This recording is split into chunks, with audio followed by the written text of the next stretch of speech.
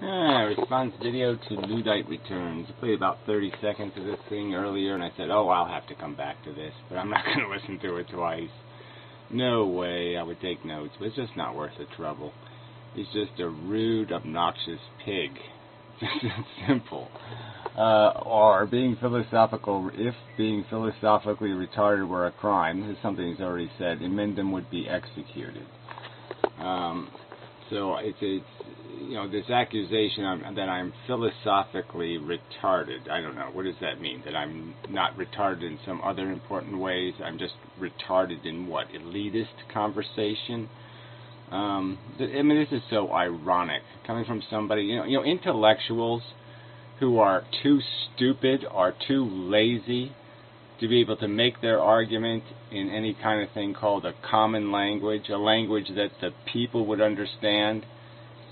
I mean, isn't that the definition of failure? I'm really, really smart, but I'm too stupid to figure out that 99% of the people I just said something to don't understand what I said. I'm sorry. I mean, that's almost hilarious, right? The smart people are too stupid to be able to communicate to the dumb people? Oh, really? Yeah, sorry. Fail. You're just an elitist prick. Period. It elicits ire. It inspires incredulity that I have to fucking explain to Inmendham. No, let me explain to you, alright? There's just no point in using a word, and I do a Google search on it, and that word just comes up every single instance of the use of the word. So that means that all the people on earth are not communicating that word in your special way, okay? They don't know your secret little bedroom talk, okay? And the word, when you say no, it really means yes. Yeah, they don't know your little secret bullshit, alright? And you're sitting there, this pretentious asshole, telling everybody else, I have to accept your labels. You have some little bedroom name for me, like Wanky Panky Man. And everybody's supposed to know when you say Wanky Panky Man that you mean Inmendham. Well, guess what? That just doesn't make any sense to go on the street and start talking that way, you fuckhead. Okay, so really, you're going to have a conversation in public on YouTube. You know the audience on YouTube. Is the audience made up of a bunch of elitist pricks like yourself? No. So who are you talking to, you crazy fuck?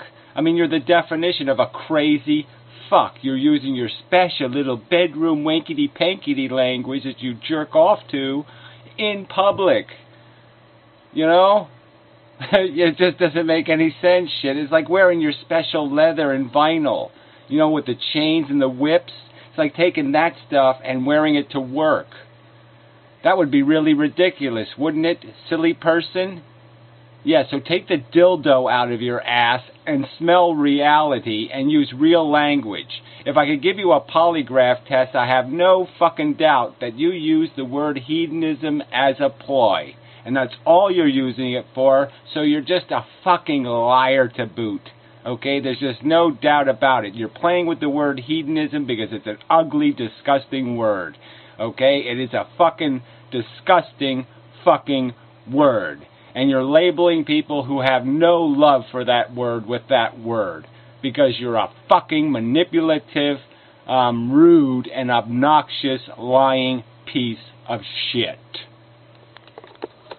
The hedonic asymmetry, right? Again, the hedonic asymmetry, invented by who, espoused by who with those words? Where is this, you fuck? Or hedonic or hedonistic framework have nothing whatsoever to do with women in bikinis or sloth or instant gratification, so on and so forth. Well, look, we're going to keep playing the game. It's okay, hedonic. Okay, so that's a new word we got, hedonic. It's not new, it's the version. So you want to play with hedonic. So let's do the Google search on hedonic and see what we get. Yeah, how would that be? Google image search. Let's see. I might have changed this thing actually because I was mad at Google. So it may not work anymore. So hedonic. So there we got a naked guy. We got some universal pictures. We got some babies. We got people smelling armpits. We got people eating cake. Okay, what do we got here? What do we got here? We got angels riding unicorns. I mean, this doesn't look like anything. Do you see anything fail safe here? Do you think anything here that's a fear of harm? Do you see any apprehension about harm? Do you see anything cancer anywhere in here somewhere? Do you see any, fancy cars, sensual pictures, more cake, hedonic skull and crossbones like a pirate? I don't know. That might be somewhere close. I'm not sure though. Smiley face, that's hedonic. Smiley face, more hedonicism. Cupcakes. Yeah, that's just so fucking close to Efilism and cupcakes. Yeah, those two things are right next to each other in the fucking dictionary, you cunt. I mean, you're just slandering people, and that's all you're fucking goddamn doing. This is not what I believe in. I don't believe in pursuing your potato chips and doing your spiritual sunsettingism, and you're deriving your pleasure, taking your beast, chewing on your dead turkeys.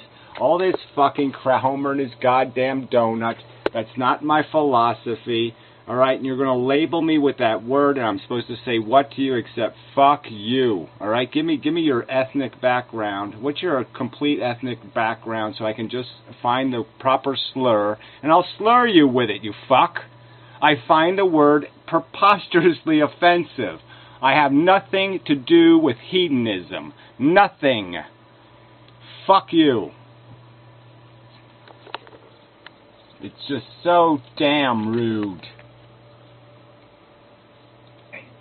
Again, my working assumption is the more philosophic expression of the word is against the colloquial.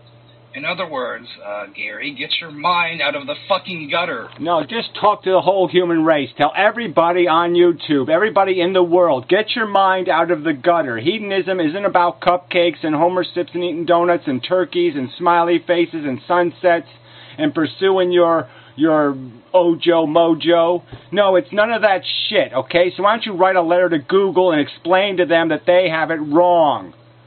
I mean, this is just such a... You fuck you. Now, by hedonic asymmetry, I mean simply... Well, why don't I just call you a Nazi pedophile, and I'll say what I mean by that is that sometimes you pick up paper off the floor.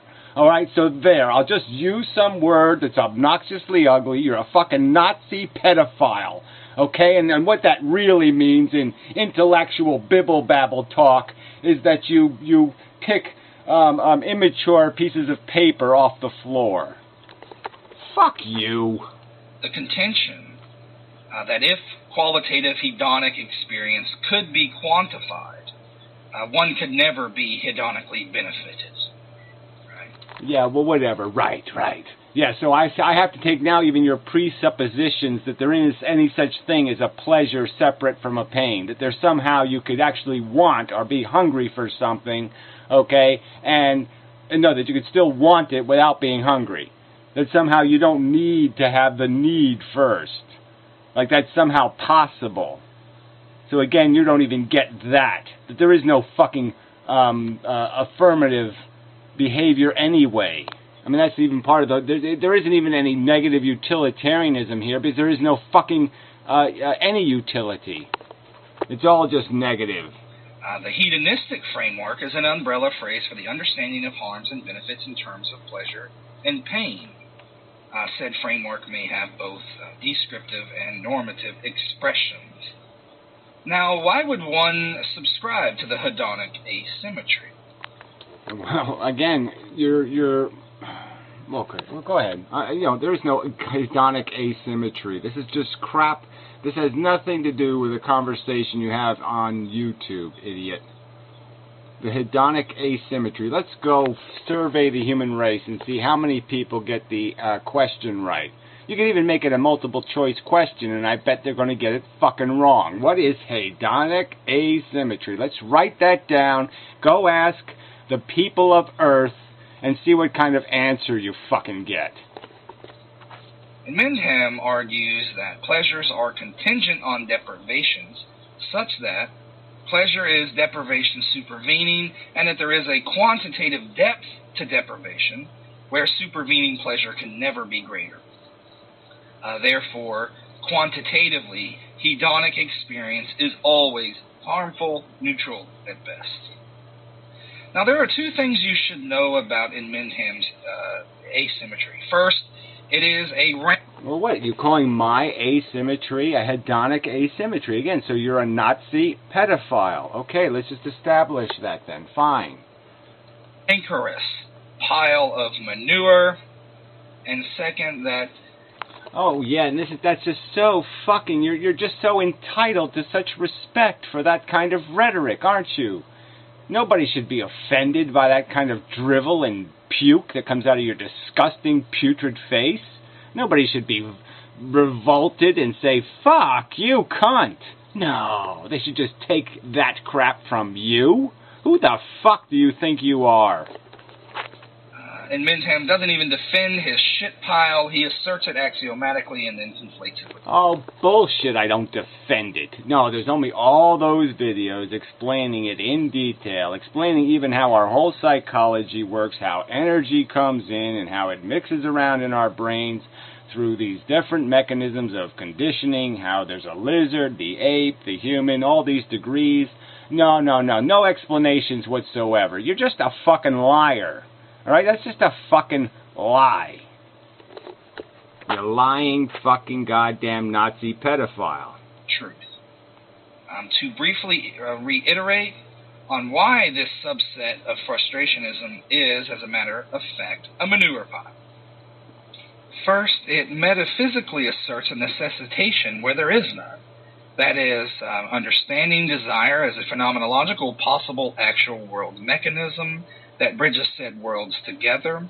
It is simply a non sequitur to that desire is contingent on deprivation. Oh, really? If by deprivation we... Oh, that's just hilarious, right. So there's no... Hunger is not a recognition of deprivation. It does not create a necessity for satisfaction. That's his point. So if I hold you underwater, the urgency to get air isn't urgent. There's no urgency. There's no negative to that desire to get air. I mean, this is just stupid.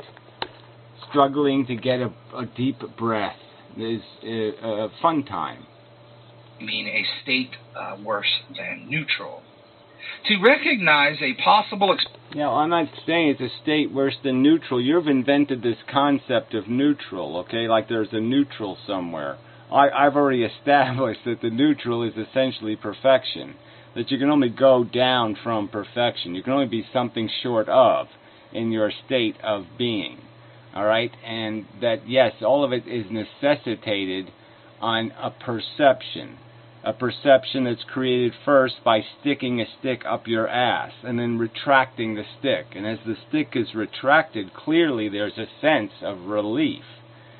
But a sense of relief is not the same as a positive gain.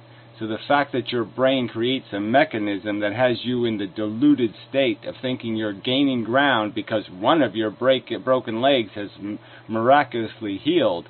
Yes, you've miraculously been relieved of a burden, but you're still burdened. Experiential state is hedonically better than a current hedonic state does not entail that the current state is one of deprivation or a negative state. It's merely less good than it could be. Less good than it could be. Yeah, I mean, amazing. So you'd have to, for less good than it could be to mean anything, you'd still have to argue that you have some evidence that you're above neutral. Okay? That you're somewhere above neutral. Because it would mean nothing for you to say that unless you were already above neutral. So you'd already have to be somewhere in positive territory for you to make this claim. Second, the hedonic asymmetry is contingent on the plainly outlandish claim that there is an omnipresent quantitative correlate between deprivation and pleasure. Clearly, experiential hedonic benefit can be greater than the hedonic negativity of deprivation. For example, I'm negative 1 unit deprived in being hungry. I enjoy a nice meal and experience 5 pleasure units. Taking both deprivation and pleasure into account, I'm hedonically plus 4. Yeah, well, again, so whose philosophy is this? Again, who? So this is just nonsense. Where did I ever put values of 1 unit in 10 units or do any of that crap? What video is that unit crap in there? What I said is that there is a quanta to this thing. I said I don't care what exactly it is, because it's always going to be a subjective perception from each individual, okay, of the exact values of these things. What I'm saying is we don't need to know the exact values, because we know what the mechanism is. It's creating the illusion of value. So again, you're going to keep telling me the Cheeto has value. I'm telling you, I can pretty much demonstrate that Cheeto is made out of synthetic cheese. It is not a real thing. It is a projection of value in your neurology. The suffering mouse over here versus the Cheeto over here. The suffering mouse has real value. It's experiencing real negative. The Cheeto has no positive value. It's entirely just a projection in your neurology. That's the distinction. So shove your unit crap up your ass, okay, until you prove that I've ever sit there and gone, this is 3 units, and, you know, having sex with, you know, whatever, Imelda Marcos is, oh, well, I guess that's about 10 negative units, right? Or 5,000 negative units? I don't know. She's dead now, right? So that, I don't know. Maybe. I don't know. But anyway, that's not the point, right? Fuck you and putting unit values. You just made those up. As it were. Inmendham declares this impossible. And then Inmendham's declaration of impossibility is empirically unverified, overwhelmingly experientially false, and explanatorily poor. I call bullshit. No, there's no point in you calling bullshit, because guess what? Bullshit is a common word. Everybody knows what bullshit is, jackass. And everything you say is incomprehensible before you say the word bullshit. You're not allowed to use a word like bullshit, you fucking cunt. You're going to sit there and play these fucking word games. I'm going to say it in my special code, and then at the end I'll say bullshit. Fuck you. You're just revealing your own duplicity. You'll use a word like bullshit, right? A common, dirty, human word like bullshit, all right? But you can't use, in the rest of what you say, you have to use your secret special language because you're such a fucking intellectual. So this is what fucking intellectuals do when they want to communicate with the human race, okay? They use words like bullshit, and then they veil everything else in a bunch of goddamn jibber-jabber. You're just revealing yourself for what you are, a pretentious, obnoxious, elitist, lying, motherfucking pedophile Nazi. The hedonic asymmetry also oddly necessitates that a condition of greater deprivation is the condition of possibility of greater experiential states of pleasure, where pleasure is supposedly a return to qualitative neutrality. Now, in some cases this would seem true, but it's so outstandingly false on attempting to be universalized as to hardly need mentioning. All right, it hardly needs to be mentioned. Well, I think it does need to be mentioned. I think you really do need to prove that your ambition to be Queen of France is something other than just a pile of crap or bullshit that your brain farted.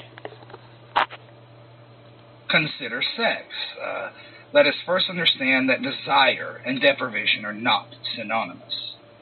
It is well. Let's make the argument. I think the argument can be made that the people who, let's say, they don't get gratification, they remain sexually frustrated, romantically frustrated, that they tend, on average, let's say, to have a greater appreciation. That you do gain appreciation through suffering, through not having. Okay, walking the desert does give you more appreciation for the sanctuary when you finally reach it, the air conditioning and the cupcakes. So, but go ahead. Let's see where you're going to take this.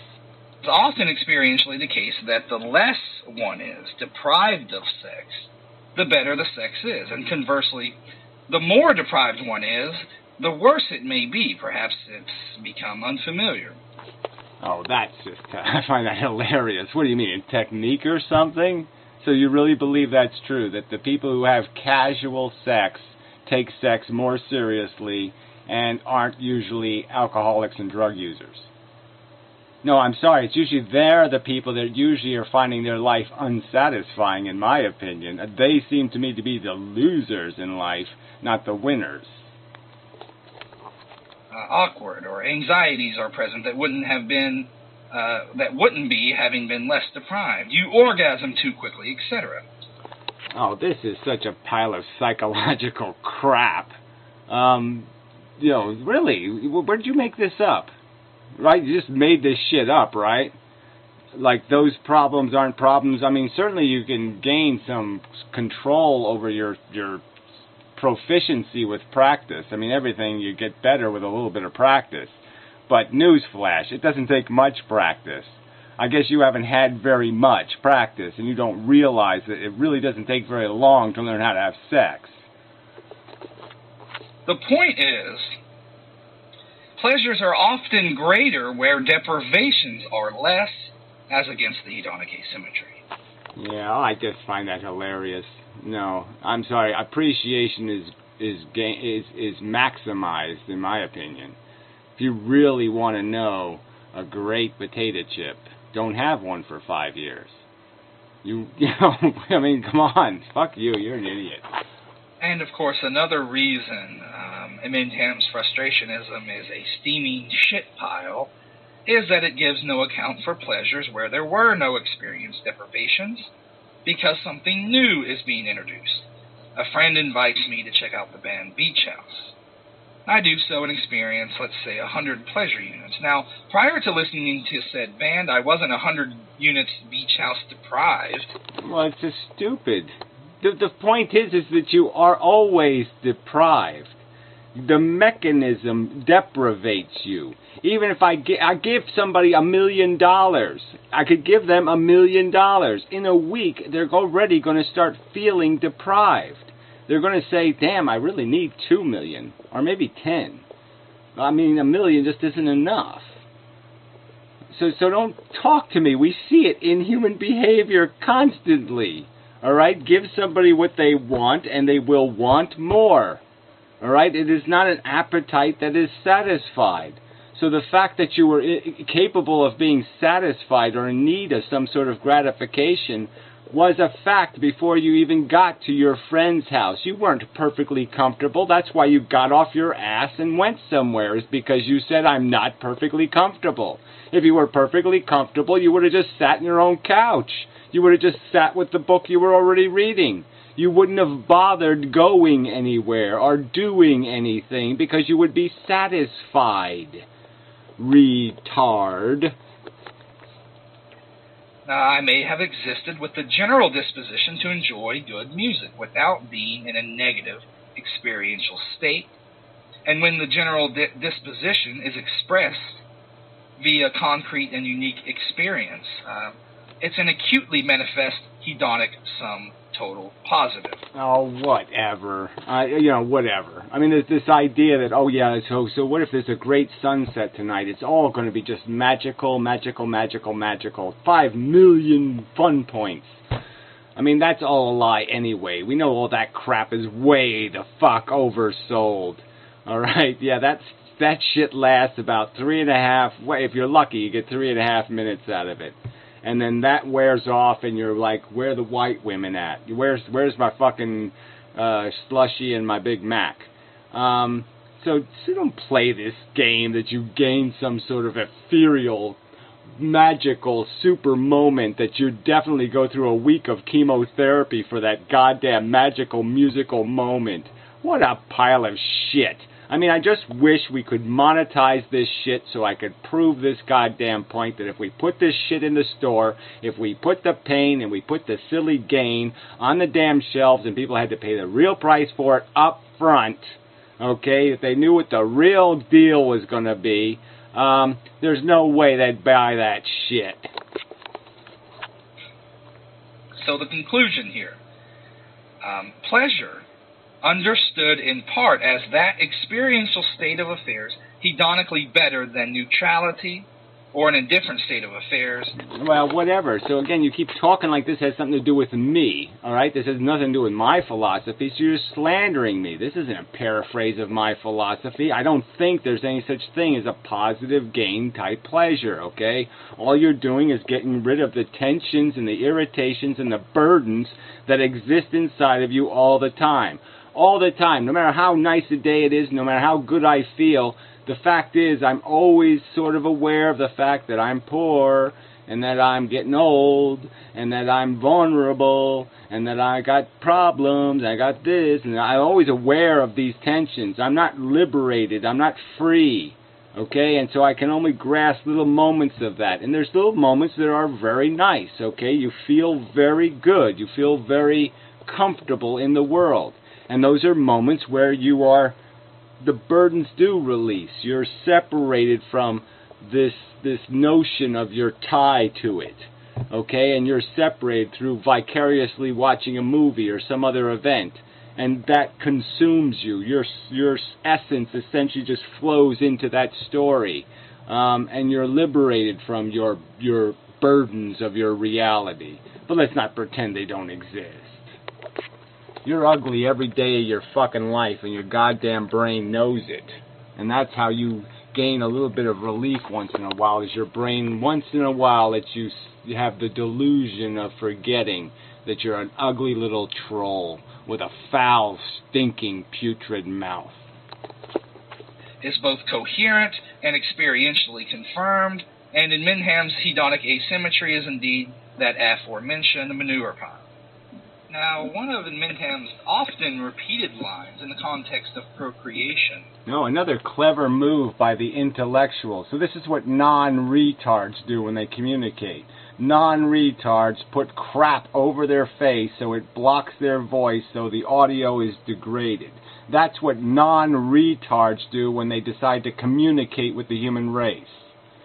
Brilliant non-retard. Man, if you're the standard for non-retard, we are just so kick-ass.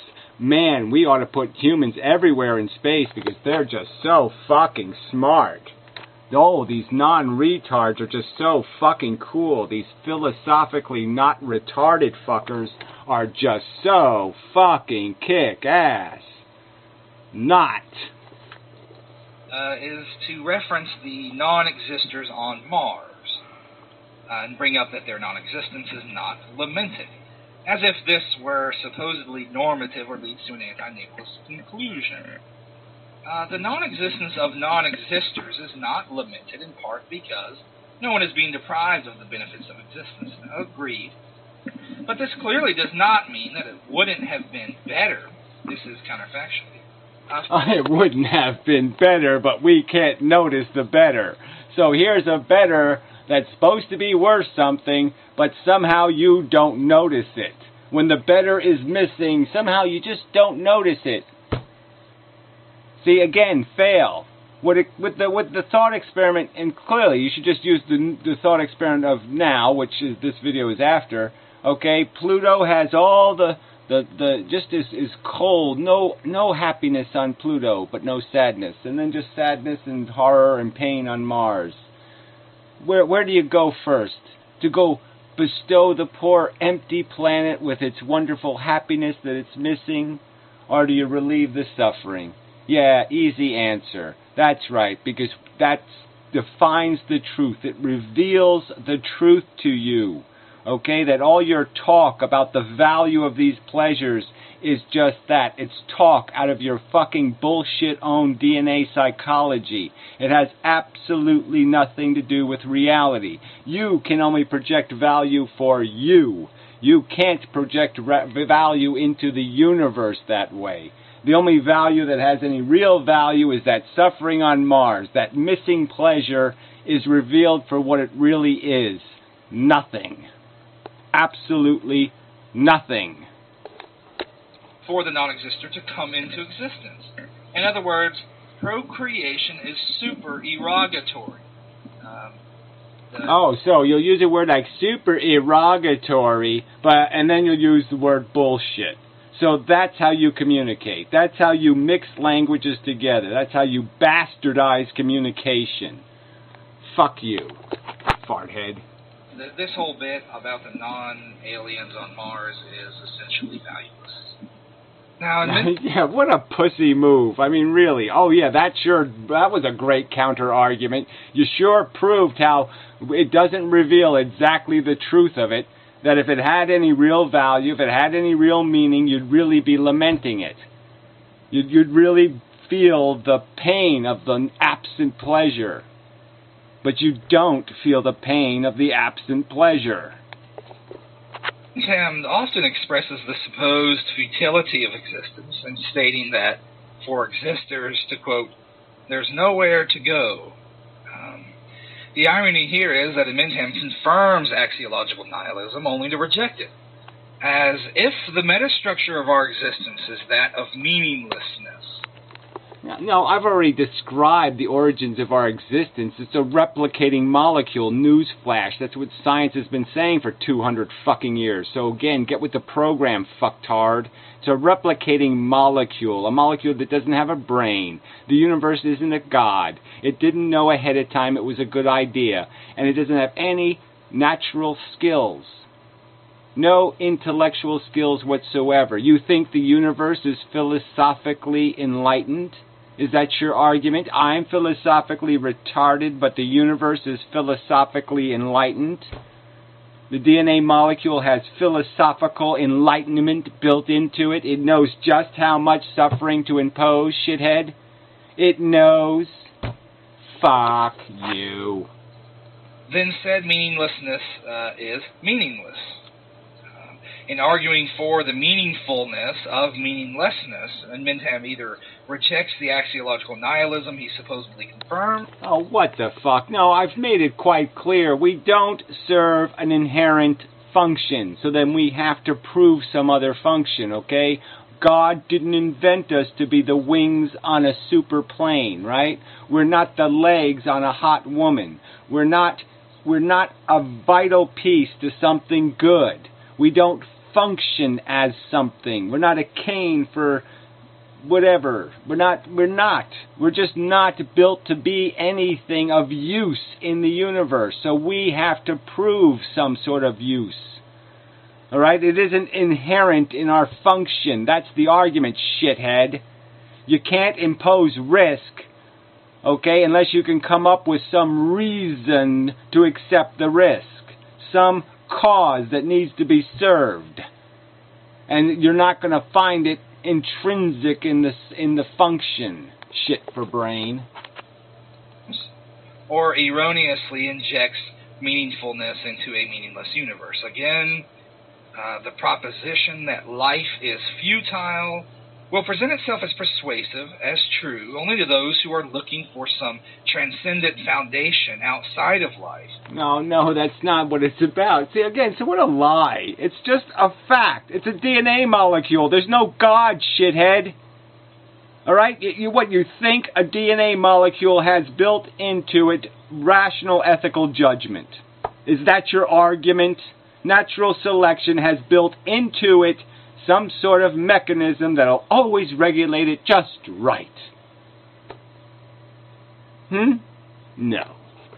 That's illogical. As experience that grounds it, and empty to those who experience life or the states of affairs within life as sui generis valuable. At this point, it's basically tautological that Inmendham is fucking retarded, so... Oh, whatever. Tautological, and then you use a word like retarded. Is that a special use of the word retarded? Maybe I should go do a special search on the word retarded, because maybe you're actually saying I'm brilliantly fantastic. Yeah, maybe in the special elitist philosophical world, maybe retarded doesn't mean fucking dumb and idiotic and moronic. Maybe it means something really cool. Maybe you just said I'm really, really cool. Yeah, because words don't matter anymore. Just blow them all to bits and talk your bibbly-babbly, gooey-booty bullshit. You fucking elitist cunt. Thank you for chiming in. I've much enjoyed. I don't know who the fuck you're talking to. Thank you for chiming in. I much enjoyed. I think that was a little bit retarded. I think that ending was fucking retarded. Who the fuck are you talking to? Jeez. Video's not a response to any video. No video response thing here. No. Oh, brilliant. To be serious. Now she's down to 4 or 5 word sentences. Didn't I say make it simple? Oh, did you say that? By the way, good video. Yeah, you slandered him good. Yeah. Yeah, talk trash, bitch. Fucking cunt. Oh, these people are just out of control. Out of control. Nothing to say. I mean, really. Oh yeah. This is what intellectuals do, though. This is the game they play. They slander people with preposterous abuses of language, and because they didn't just say right out, "I hate your fucking guts, you useless cunt." Nah, that's okay, because they said it in special secret talk. Fuck. Pathetic. Pathetic.